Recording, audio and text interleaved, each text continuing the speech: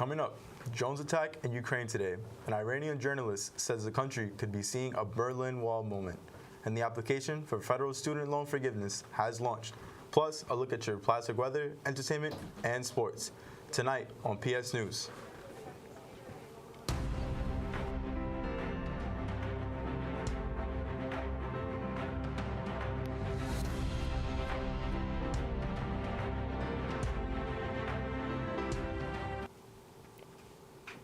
Good evening and thank you for joining us. I'm Pat Pfeiffer. And I'm Jorge Cabrera. Our top story tonight, several explosions rocked Ukraine's capital, city of Kyiv, on Monday, killing at least 4 people and injuring several others. Officials say the latest attacks by Russia were carried out by the kamikaze drones, small portable weapons that are hard to detect by Ukraine's air defenses. The attacks targeted civilian infrastructure, including the headquarters of Ukraine's national energy utility. In response, Ukraine officials have called on their allies to provide more sophisticated anti-aircraft weaponry, which can repel this kind of attack. Ukraine has also accused Iran of supplying Russia with the drones, but Iran continues to deny providing weapons to either side of the conflict. Rescue operations in Kyiv were ongoing throughout the day today. Battling on in Tehran and beyond, Iranian women continue to take the streets in a show of defiance towards the authorities. It's been a month since the death of 22-year-old Mahsa Amini in police custody, and demonstrations continue across Iran. Masih Alinejad, an Iranian journalist and activist in exile, said the battle for women's rights could be Iran's Berlin Wall moment, a tipping point for lasting change. And this is what she said about the government's control over the country. I strongly believe that the supreme leader of Iran, Ali Khamenei, is losing control because he knows better than everyone that compulsory hijab is not only the Berlin Wall, it is the Achilles heel of the regime. It is the weakest pillar of the Islamic Republic. You know that there are 3 pillars: death to America, death to Israel, compulsory hijab. Now women are tearing this wall down, and that's why he got scared, and he referred to me as well, and putting the blame on the West. But women inside Iran, shoulder to shoulder with men, are leading this revolution. Borrowers of federal student loans can now apply for President Biden's forgiveness program. People can access the application on the Department of Education's website. The form is short. It does not require supporting documents for now. The Department of Education may request additional information at a later date. Earlier today, the president reaffirmed that the richest Americans are not eligible for the program. But I want to be clear who's going to benefit the most. Working people, the middle class. If you earn less than $125,000 a year, you'll get up to $10,000 knocked off your student debt. If you earn less than $125,000 a year and you receive the Pell Grant, you'll get up to an additional $10,000 knocked off that debt, so $20,000 in relief. In total, more than 40 million Americans can stand to benefit from this relief. Let me be clear. Not a dime will go to those in the top 5% of the income bracket, period. Borrowers should receive an email confirmation once they submit their application form. They will be notified when it is approved and sent to the company servicing their student loans. A new congressional report makes alarming allegations against the Trump administration, saying they blocked accurate information about COVID-19. Those accusations come in a 91-page report issued by the Democrat-led House Select Subcommittee on the Coronavirus Crisis. It says Senior Centers for Disease Control and Prevention employees say they were not allowed to convey information early in the pandemic. One communications officer said Trump appointee Michael Caputo at the Department of Health and Human Services made her feel threatened. Another CDC official says he was not asked to do telebriefings anymore after Caputo found his statements too alarming. Caputo denies both these claims and suggested the communication officer's allegation is a case of sour grapes after she clashed with his management style. Other CDC officials say the Trump administration made the process of releasing scientific reports and death tolls unnecessarily complicated. Yet another CDC official says his team did not order the border to be closed during the pandemic, but was handed out orders to do so. The report marks the 3rd investigations by the subcommittee on the COVID-19 response. Coming up after the break, new developments in the controversy surrounding a Georgia Senate candidate. And the IRS may have some good news for certain taxpayers. Stay with us. What am I looking at here? It's a spaceship. From where? From space? All right, people, let's hit these guys with some PSTV.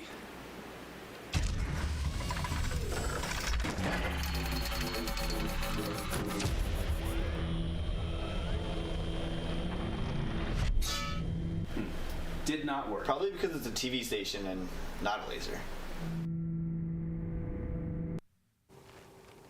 Republican Senate candidate from Georgia, Herschel Walker, admits he sent a check to a woman who claims she used the money for an abortion.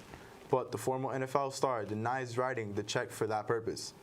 During an interview with NBC News that aired Monday, Walker was shown a copy of the check and receipt from a medical center where the woman said the procedure was done. Walker looked at the paperwork and said it was his check, but he does not know what the money was used for. The mother of one of Walker's children, whose identity has not been released, told several media outlets Walker paid for the abortion in 2019 and 2009 and allegedly tried to convince her to have another one later on. Walker, who has an anti-abortion stance as his part of his political platform, has repeatedly denied the woman's claims. The IRS is reaching out to more than 9 million Americans who may be missing out on COVID-related tax benefits.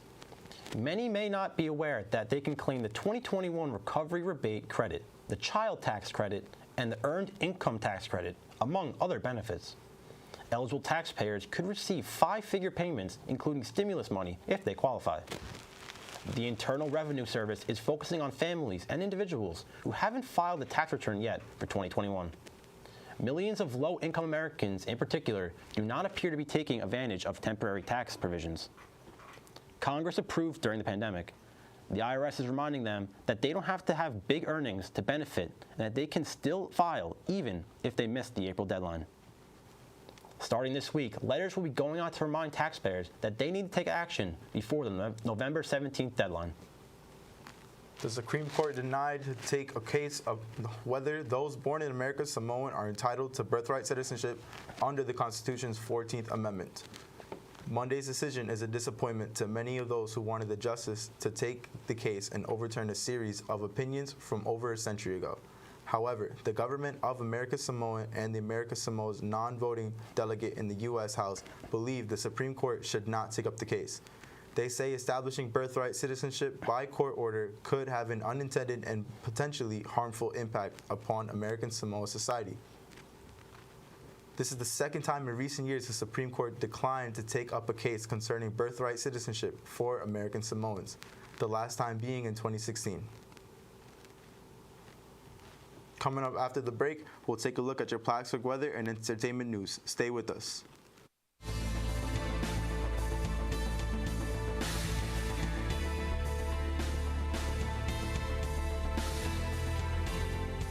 The sport of jiu-jitsu is mainly you can use it for self-defense. That's the #1 reason it appeals to people. There's other people who come to this club for the competition aspect, and also a lot of others who do it for the workout aspect. It has multiple ways of appealing to different audiences, and you should come give it a try. You might like it. This is KINKS, which stands for Collectively Inspiring Natural Hair Students.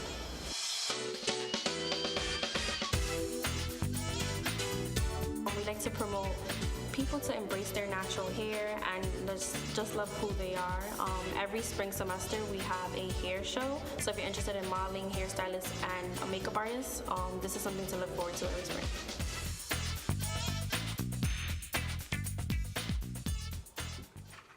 Welcome back. I'm meteorologist Marcel Gibbs. Here's a look at your Plattsburgh weather.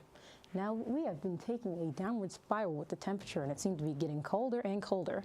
Now, we're seeing 50 for Owl's Head. We're seeing 49 for Vermontsville, 46 for Dannemora. These temperatures are not looking good. 50 for All Sable Forks, 53 for Plattsburgh, 51 for St. Albans City, and 53 for Wilson. Now, let's take a look at your 5-day forecast. Now, we are seeing likely showers for Tuesday with a temperature of 53, and then going to 53 as well for Wednesday. Sun is making a comeback and shining, immediately taking quick vacation for Thursday and going behind the clouds with a temperature of 51 for Thursday. 55 for Friday with the sun making a slight comeback for Friday and the sun making a full return for Saturday with our highest temperature of the week with a temperature of 64. That's all for weather. I'm Marcel Gibbs. Now back to the desk with Jorge and Bat. Thanks, Marcel. Just weeks after Hurricane Ian destroyed the Fort Myers area of Florida, the life of someone there could be about to change forever in a very good way.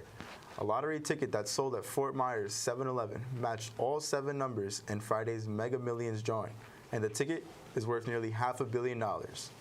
According to the Mega Million officials, the jackpot was the 11th largest in the game's history, worth at least $494 million. The jackpot will likely be shared, since another winning ticket for the same drawing was sold in California. Today is National Black Poetry Day. One of the most famous Black American poets alive today is Amanda Gorman, who spoke at President Biden's inauguration. Black Poetry Day is celebrated on October 17th to honor Jupiter Hammond, the first published Black poet in the U.S. Hammond was born into slavery on Long Island on this day in 1711 and is considered to be the father of African American literature.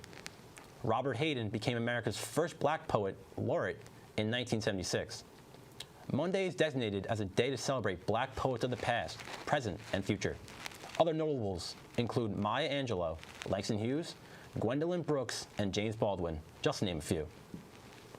Now let's take a look at what's happening in the world of entertainment. With your PS Entertainment update, here's Kwesi Gittins.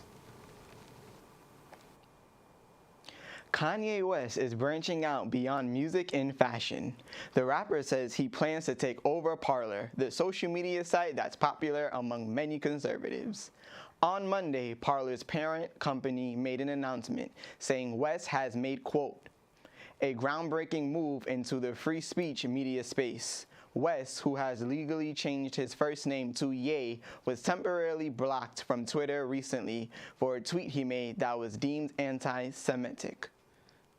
The deal between West and Parler wasn't disclosed, and it still has to go through a definitive agreement before it is set in stone. Robbie Coltrane, the actor who played the lovable gamekeeper Hagrid in the Harry Potter films, has died. According to his agent, Coltrane passed away on Friday. No cause of death was given. The Scottish-born actor's other credits included the James Bond films, GoldenEye and The World Is Not Enough. Coltrane was 72 years old. The lights were dimmed on Broadway Saturday to pay tribute to one of theater's brightest stars. Although Angela Lansbury may be best known for her TV series Murder, She Wrote, which is also a Caribbean song, it's a good song, she was a legend of the Great White Way. Lansbury made her Broadway debut in 1957 and won 5 Tony Awards, most recently for Blythe Spirit in 2009. She won the 2022 Special Award for Lifetime Achievement. The theater deemed its lights at exactly 7:45 p.m. for 1 full minute to honor her incredible stage career. Luke Skywalker is using the Force to help Ukraine in the drone wars. Rather, actor Mark Hamill is using his Star Wars fame to raise money to purchase drones for Ukraine. Ukrainian President Volodymyr Zelensky has named Hamillian ambassador of Ukraine's United 24 fundraising platform. He joins other celebrity ambassadors, including Liev Schreiber, Barbara Streisand, and the band Imagine Dragons. It's crucial to keep supporting Ukraine and standing up against the evil empire. Hamill is the first celebrity to act specifically as an ambassador to Ukraine's army of drones. A total of 986 drones worth nearly $52 million have been donated to Ukraine through the program so far. That's all from entertainment. When we come back, we'll have Ryan Nista with your PS Sports update. Dance Corps makes me feel confident. Dance Corps means to me family. Dance Corps is motivating. Dance Corps means new friends. Dance Corps means old friends. Dance Corps means unity. Dance corps means creativity. Dance corps means love. Dance corps is fun. Dance corps means friendship. Dance corps is exciting. Dance corps is my support system. Dance corps is my favorite thing.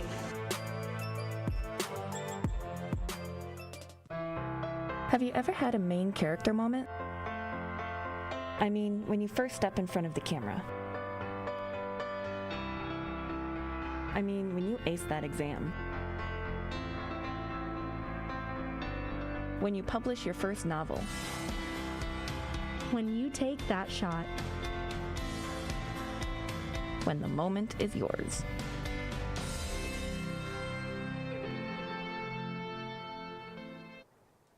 Welcome back. With your PS Sports Update, I'm Ryan Nista. Starting with Cardinal Athletics, women's soccer look to continue their SUNYAC win streak after Fredonia Saturday. The Cards coming off a win against SUNY Oneonta, the third conference win in a row. The first goal of the contest will be scored by graduate student Kirsten Villamere in the 11th minute, assisted by Allison Simon, who is also in her 5th year. Simon would get a goal of her own in the 76th minute of the game, her 6th conference goal of the season. The goal would be assisted by junior Nora Fitzgerald. The Blue Devils were unable to respond, and Plattsburgh would secure a 2-0 victory.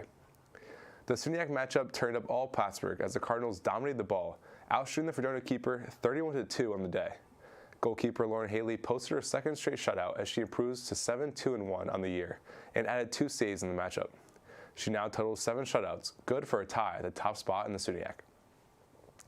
Plattsburgh State rises to 9-5-1, 4-3-1 in the SUNYAC with the win, as they inch closer to a playoff clinch with 13 points and sole possession of 4th place. Fredonia falls to 2-7-4, 0-5-2 in the SUNYAC, as they have gone 8 straight games without a win. Plattsburgh will head out to Union College on Wednesday for their next matchup as they prepare for Senior Day versus Buffalo State on Saturday. Men's soccer would face off against the Blue Devils at home, looking to capture their 3rd conference win of the season. Before the game, the team honored their class of 10 seniors in Jimmy Alexander, Andrew Baverman, Rocky Bourgeois, Joseph Titillo, Trey Eckert, Ethan Gabeff, Christian Garner, Alex Grassi, Juan Velez, and Cole Wiener for their hard work and dedication to the program or their respective careers. John Hayes provided plenty of offense for the Cardinals in the first half, scoring 2 goals in the half. The first goal from the sophomore came in the 18th minute off a corner as Brian Callahan took the kick and found Andrew Braverman, who deflected the ball to Hayes for the score. The next Hayes goal came from senior Juan Velez, as Velez found Hayes on a run to the net for a goal off the right foot. The early 2-0 lead would hold into halftime as the Cardinals held the momentum and apparent advantage in the second half. The second period saw the Blue Devils stun Plattsburgh with 3 unanswered goals as their offense awoke, going from 2 attempted shots in the first half to 10 in the second.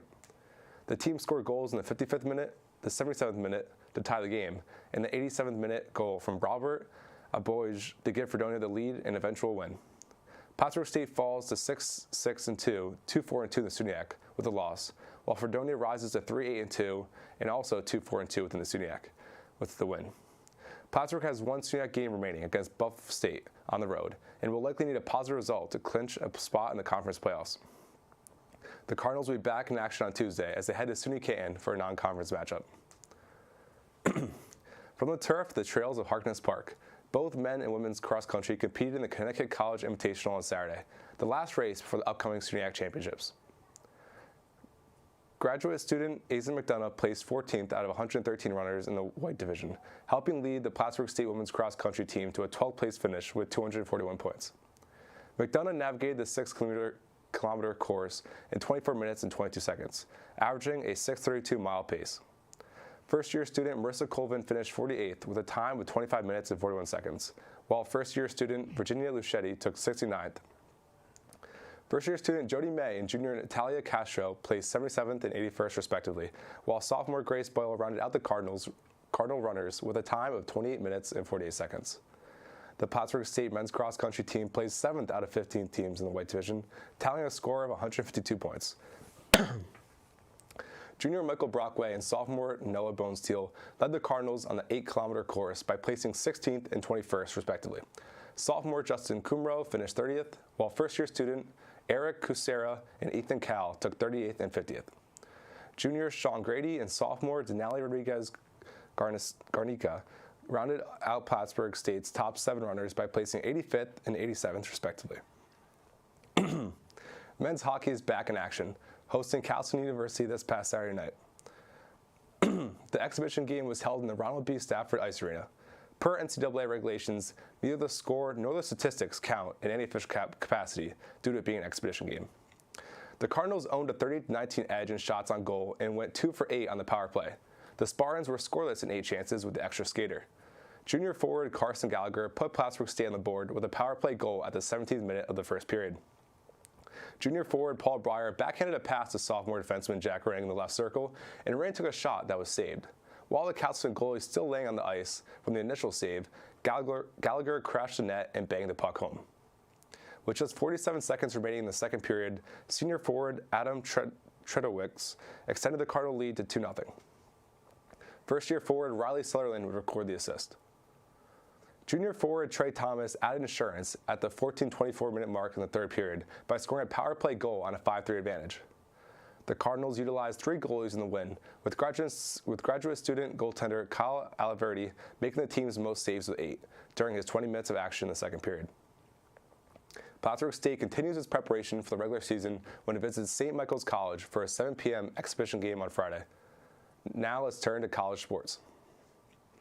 After getting a big 52-49 win over number 3 Alabama, Tennessee fans take the goalpost down and carry it around the stadium.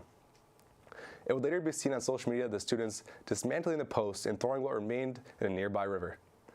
After this game-winning field goal, the Vols have jumped from the 6th seed to the 3rd seed in the most recent AP poll, and they will take on unranked UT Martin next Saturday at 12. With your PS Sports Update, I'm Ryan Nista. Now back to the desk with Jorge and Pat. Thanks, Ryan. Unfortunately, that's all the time we have for tonight. Thank you for joining us. To stay up to date with PS News and all your Plattsburgh State TV, be sure to follow @Plattsburgh State TV on all social media platforms. I'm Pat Pfeiffer. And I'm Jorge Cabrera. As always, thank you for joining us and have a good night, Plattsburgh.